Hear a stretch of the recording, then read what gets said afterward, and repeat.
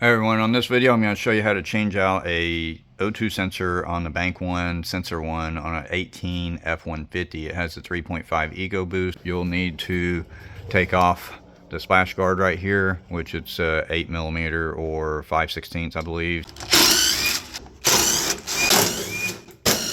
Pull it down, slide it back and out of the way.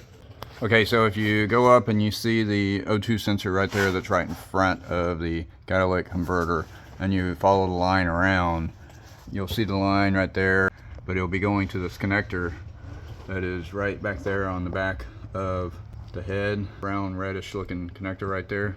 Okay, so now I'm taking this video from the passenger side fender well.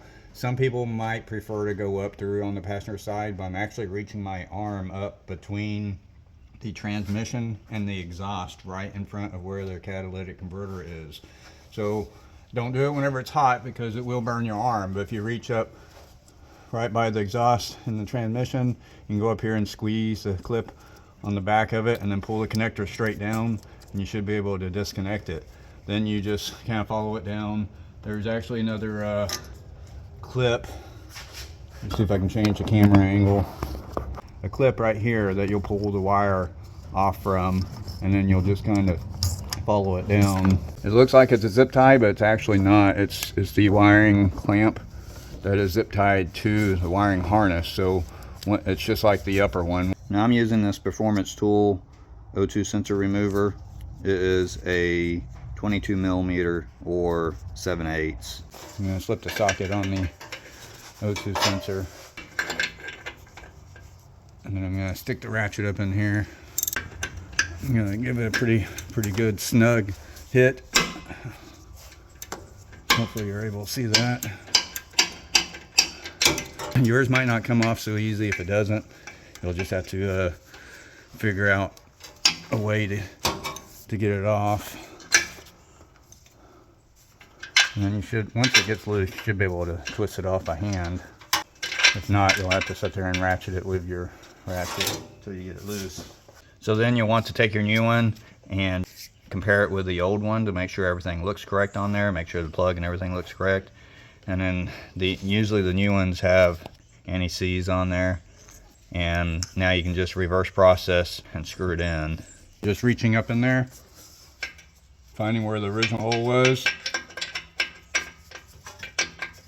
and spinning the new sensor into place. Now if you feel it binding up or it doesn't feel like it's going in there straight, then just pull it back out and screw it back in with till it's easy to screw back in.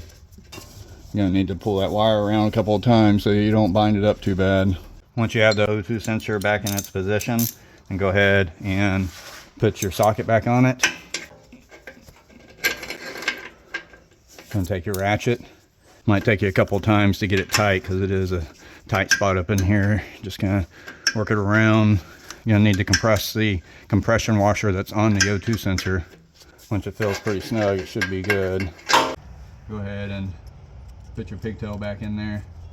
Squeeze the connector together till you hear it click.